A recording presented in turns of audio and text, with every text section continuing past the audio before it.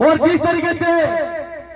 जिन जिन संस्कृति भाषा के आधार पर और जहां जहां के लोग जिन आधार पर रहते हैं उनके नाम के आधार पर जब अलग अलग राज्य बन सकते हैं तो भील प्रदेश भीलों के नाम से क्यों नहीं हो सकता है। उनसे कहना चाहते हैं कि भील प्रदेश का कारवां यहां से नजर उठाकर देख लो, तुम्हारी कोई औकात नहीं हमको रोकने की। जिन लोगों ने हमको रोकने का काम किया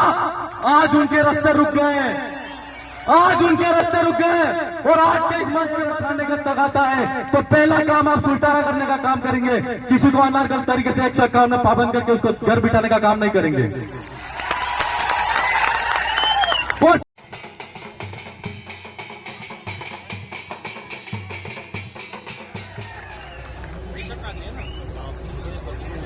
सबसे पहले आप सबको जोहार। मानगढ़ की इस पावन धरा पर सांस्कृतिक महारैली का जो आयोजन हो रहा है, जिसमें हमारे भील प्रदेशवासी, 4 राज्यों के आदिवासी और भारत देश के कोने कोने से आए हुए मेरे भाई, मुस्लिम भाई, गुर्जर भाई, ओबीसी भाई, एससी भाई, आप सबका मैं तहे दिल से मानगढ़ की तरह से पूरी मेरी बागीदरा विधानसभा की जनता की तरफ से बहुत बहुत धन्यवाद, जोहार, स्वागत, अभिनंदन करता हूं। आज के इस मौके पर समय मेरे पास में कम है, लेकिन फिर भी मैं आप सबसे यही कहना चाहता हूं, यह जो विचारधारा है उस विचारधारा ने जिस तरीके से यहां पर काम किया है और आज की तारीख में हमारे साथ में मानगढ़ की तरह पर जो शहीद हुए हैं उन शहीदों को फुरकों को नमन करते हुए मैं ये कहना चाहता हूं कि हमारी जो ये लड़ाई है वो गोविंद गुरु के नेतृत्व में हमारे आदिवासी भाई अंग्रेजी हुकूमत के सामने लड़ते लड़ते मर गए और आज की तारीख में शहीद होने के बाद में इन्होंने हमारे युवा साथियों और दादा बाबर दादा ने जिस तरीके से भील प्रदेश की कल्पना की है वो कल्पना पूरी होती नजर आ रही है। कहते हैं यह भील प्रदेश की मांग नई नहीं है, सरकारें मध्य प्रदेश, गुजरात और राजस्थान और केंद्र की सरकार की भील प्रदेश की मांग है वो पूरी नहीं हो सकती। तो हम उन सरकारों से पूछना चाहते हैं कि जब आपका गुजरात बन सकता है, छत्तीसगढ़ी से छत्तीसगढ़ बन सकता है, भीलवाड़ा जिला है, जिस तरीके से भीलवाड़ा जिला है और जिस तरीके से जिन जिन संस्कृति भाषा के आधार पर और जहां जहां के लोग जिन आधार पर रहते हैं उनके नाम के आधार पर जब अलग अलग राज्य बन सकते हैं तो भील प्रदेश भीलों के नाम से क्यों नहीं हो सकता है। आज के इस मौके पर सरकार से यह कहना चाहते हैं कि जब जब ये नई हमारी विचारधारा आई और हमारे इस क्षेत्र के अंदर गोविंद गुरु को हमारा गुरु मानते हुए हमारी जो गोविंद गुरु की लड़ाई अधूरी लड़ाई को पूरा करने के लिए जो संकल्प लेने वाले लोग थे, विद्वान बुद्धिजीवी लोग थे, जिन लोगों ने यह आरंभ किया, तो हमारे यहाँ पर जो क्षत्रिय नेता,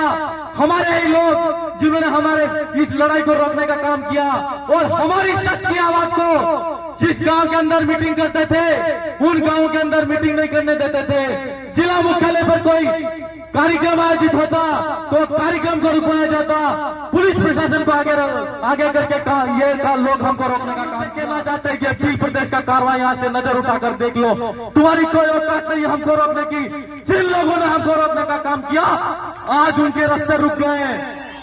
आज उनके रास्ते रुक गए और आज के इस मंच के माध्यम से शहीदों को नमन करते हुए कहना चाहता हूं, एक आदमी को रोक के दिखा देना, तुम हमारी जो आवाज है, हमारी जो लड़ाई है, गोविंद गुरु की लड़ाई है, हमारे आज के बुद्धिमान जो बुद्धिजीवी लोग हैं, दादा पवनलाल परमार की लड़ाई है, राजकुमार रोज की लड़ाई है, कांची दादा आदिवासी की लड़ाई है और पूरे भीलों के भील प्रदेशवासियों की लड़ाई है। उस लड़ाई को तुम नहीं रोक सकते हो।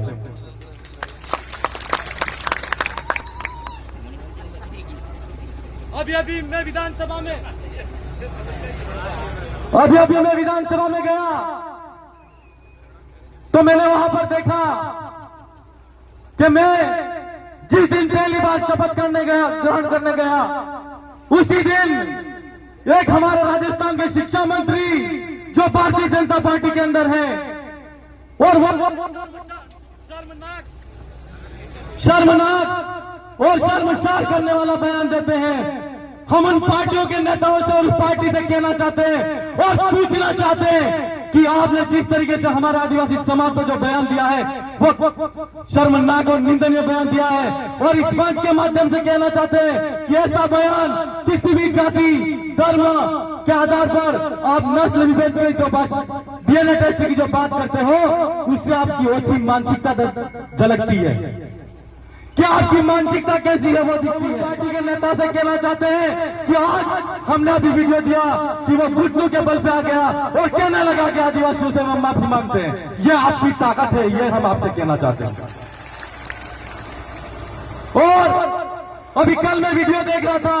हमारे जनजातीय मंत्री हैं वो ये कह रहे हैं कि यहाँ पर समरसता बिगड़ रही है, यहाँ पर आतंकवाद को बढ़ाया जा रहा है। तो हम उनके माध्यम से सरकार को कहना चाहते हैं कि आदिवासी हो, दलित हो, ओबीसी हो या माइनॉरिटी हो, जब जब उसने अपने हक अधिकार की बात को कहा है, जब जब उसने ये जान लिया कि ये हमारी सच्ची और संवैधानिक लड़ाई है, उस आवाज को दबाने के लिए तुमने माइनॉरिटी भाई ने आवाज उठाई तो उसको तुमने आतंकवादी कहा, और आदिवासी ने आवाज उठाई तो उसको तुमने नक्सलवादी कहा। उसका परिणाम आप देख लेना। आज हमारे 4 विधायक हैं और 1 सांसद है। आने वाले 5-10 सालों के अंदर देख लेना दिल्ली की कूच पर हमारे से कितने सांसद बैठते हैं। आप हमारी सरकार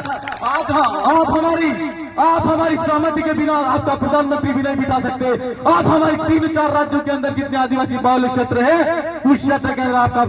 जो भी मुख्यमंत्री होगा वो मुख्यमंत्री भी नहीं बिता सकते। मैं आपके माध्यम से एक बात और कहना चाहता हूं कि आज राजनीतिक मंच नहीं है, लेकिन मैं यहाँ के पुलिस प्रशासन और स्थानीय जो हमारे विधानसभा के क्षेत्र के अंदर जो थाने आते हैं उन थानों से कहना चाहता हूं कि हमारी जो कबीलाई व्यवस्था थी वो व्यवस्था जीवित करने का काम हम लोग करेंगे। मैं आपसे निवेदन करता हूं कि आप किसी अनर्गल तरीके से किसी भी भाई के साथ में कोई भी भाई अगर थाने का तक आता है तो पहला काम आप सुलटारा करने का काम करेंगे। किसी को अनर्गल तरीके से एक सरकार में पाबंद करके उसको घर बिठाने का काम नहीं करेंगे। और संविधान की अनुसूची की बात करना चाहता हूं आपसे कि आपको किसी भाई ने गिरफ्तार किया तो आप तुरंत त्वरित गति से आगे न देखते, न पीछे देखते, न नोटिस देते, न कुछ भी करते, सीधा पुलिस थानों के अंदर किसी भाई को अगर उठाया तो मैं आपसे कहना चाहता हूं कि साक्ष्य अधिनियम अभी जो नया बदला 2023 1 जुलाई से लागू हो रहा है, FIR और केस आप पे भी दर्ज होता है। इसलिए आपसे कहना चाहते हैं कि हम कबीलाई जो व्यवस्था को जीवित करने का काम करेंगे। आप लोगों के ने किसी भी बात को जाति के आधार पर या हमारी पार्टी के आधार पर या इसने इसको वोट ऐसे करके किसी भाई को फंसाने का काम किया तो हम आपको खुले मन से कहना चाहते हैं कि हम कतई तरीके से बर्दाश्त नहीं करेंगे। जो भी कार्रवाई करनी पड़े वो हम करेंगे आपके खिलाफ। क्यों कि 40 साल से यहाँ पर जो व्यवस्था थी उस व्यवस्था को परिवर्तित करने का काम किया है, और जो हमारी विचारधारा के साथ में हम काम कर रहे हैं, हम आपके माध्यम से और इस जनता के माध्यम से कहना चाहते हैं कि आप सबसे पहले हमारे गांव के कमेटी, गांव के मुखिया होंगे, ग्राम सभा होगी, उस ग्राम सभा को पूछना कि वास्तव में उस ग्राम सभा के अंदर कोई न्यायिक निर्णय हो जाता है और 2 पक्ष अगर आपस में सुलटारा कर लेते हैं तो आपकी एंट्री को आपकी जरूरत नहीं है। हमको हम हमारे तरीके से कर लेंगे हमारा पंगड़ा। इसलिए मैं ज्यादा कुछ नहीं कहूंगा, पर एक भाई ने भी यहाँ पर एक कुंभलगढ़ के अंदर, कुंभलगढ़ का जो एरिया है जिस एरिया के अंदर आदिवासी इलाका है, तो मैं आप कुंभलगढ़ के भाई से कहना चाहता हूं कि आप टीएसपी के विस्तार के अंदर, अनुसूचित क्षेत्र के विस्तारण के अंदर आप नहीं आते तो आपकी मांग को विधानसभा के अंदर उठाया जाएगा। और साथ ही साथ एक खनन साहब कह रहे थे और मैं भी आपसे कहना चाहता हूं कि कुंभलगढ़ के अंदर जिस तरीके से टाइगर रिसोर्ट के नाम से जो जमीन फ्री सरकारी है या आदिवासी भाई जहां पर रहते हैं उस जमीन पर सरकार की नजर है और वहां पर टाइगर रिजर्व के नाम से वो जमीन अगर कब्जा करना चाहती है तो कुंभलगढ़ वाले मेरे भाई आप तैयार हो जाओ, आपके साथ में लड़ाई लड़ने के लिए हम तैयार हैं। और आज के इस मौके पर जिस तरीके से हम ये कहना चाहते हैं कि हमारे यहाँ पर सरकार की जमीन हो, वन भूमि की जमीन हो, उन जमीन पर सरकार अपनी मर्जी से मन मर्जी से कब्जा करना चाहती है। अभी का जो सरकार का बजट है, उस बजट को मैंने पढ़ा, उस बजट के अंदर ये लिखा है कि 20,000 हेक्टेयर जमीन वन संरक्षण अधिनियम के नाम से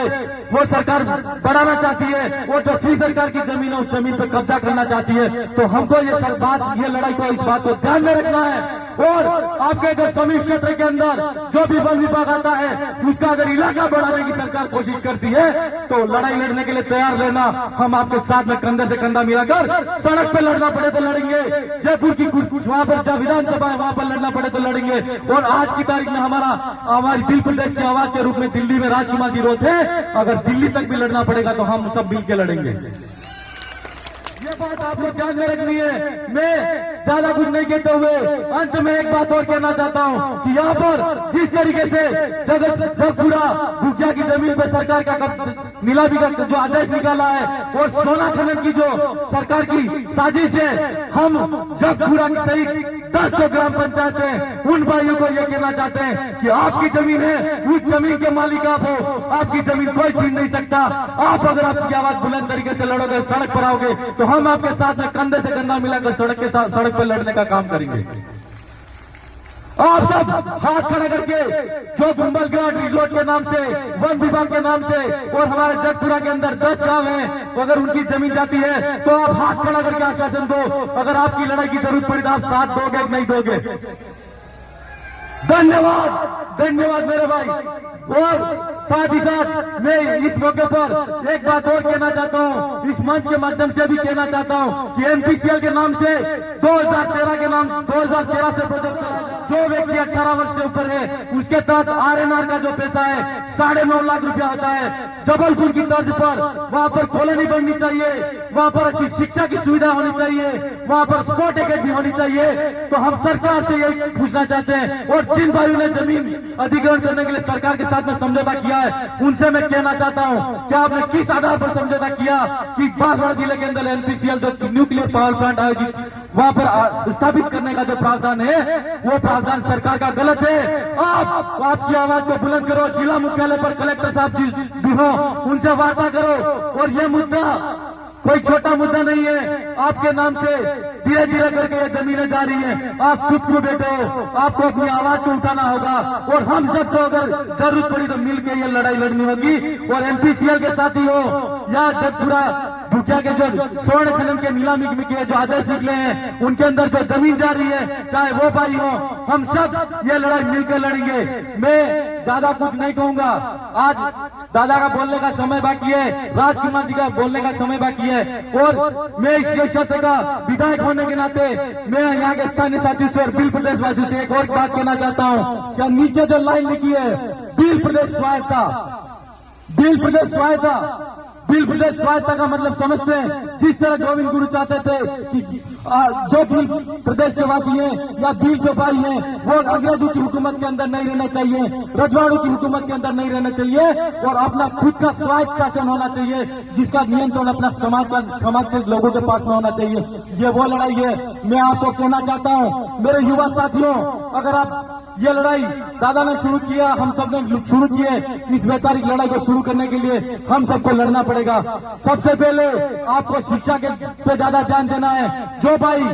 आज बीएडधारी बैठे हैं, बेरोजगार हैं, कई अन्य कोचिंग संस्थानों के अंदर कोचिंग कर रहे हैं, मैं उनसे कहना चाहता हूं कि आप अच्छी शिक्षा ग्रहण कीजिए और अच्छे जो राजकीय सेवाओं के अंदर आरएस आईपीएस के जो पद है उनके अंदर आप जाइए, और जिस दिन हमारा राज्य बनेगा उस दिन शिक्षा के अंदर आरएस आईएएस आईपीएस कलेक्टर हमारे होंगे।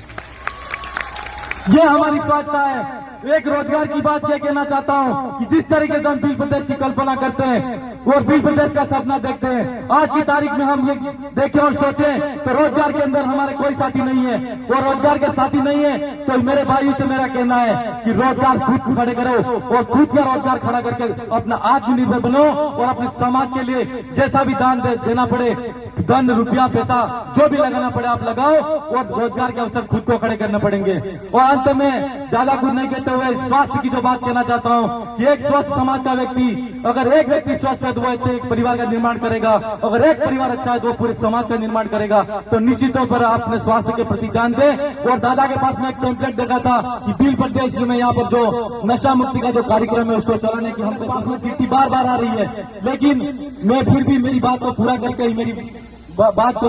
यहाँ से जाऊंगा। मैं मात्र 1 मिनट चाहूंगा, इसलिए मेरे भाई बिल प्रदेश स्वास्थ्य का जो सपना हम सब ने मिलकर देखा है उसको पूरा करने के लिए शिक्षा, स्वास्थ्य, रोजगार के लिए हम सबको सोचना पड़ेगा। उसके अंदर जब तक हमारे साथी और भाई नहीं जाएंगे और उस पर ध्यान नहीं देंगे तो बिल प्रदेश बन भी जाएगा, तो उस पर कब्जा तो किसी और का होगा। तो ऐसे बिल प्रदेश के लिए हमको हमारा जो लड़ाई है और हमारे समाज को अच्छा सुशिक्षित सभ्य समाज मानते हैं, सारे समाज के लोग मानते हैं, तो निश्चित पर हमको बिल प्रदेश का की जो कल्पना है वो पूरी होगी। रोजगार पर ज्यादा ध्यान देना है। और जिन जिन भाइयों ने यहाँ पर सरकार की जो ग्राम सभा की कमेटी हमारे विधानसभा के अंदर गठित नहीं हुई है, तो उनको भी कहना है कि जल्द से जल्द ग्राम सभा का गठन करो। और जो भी सरपंच साथी है, अगर सरकारी जमीन पर कोई अवैध काम करना चाहता है या सरकार को वापिस सरकारी नियम करके देना चाहता है, तो ऐसे सरपंच के खिलाफ भी कार्रवाई करने का काम करो आप। मैं ज्यादा कुछ नहीं कहते हुए मात्र 2 लाइन कहते हुए, जिस तरीके से हमारे समाज को बदनाम करने की साजिश की जाती है, निरंतर कोई नेता आते जाते रहते हैं और अलग अलग बातें और अलग अलग वक्तव्य देकर हमको बदनाम करने का काम कर रहे हैं। मैं उसके लिए 2 पंक्ति कहना चाहता हूं।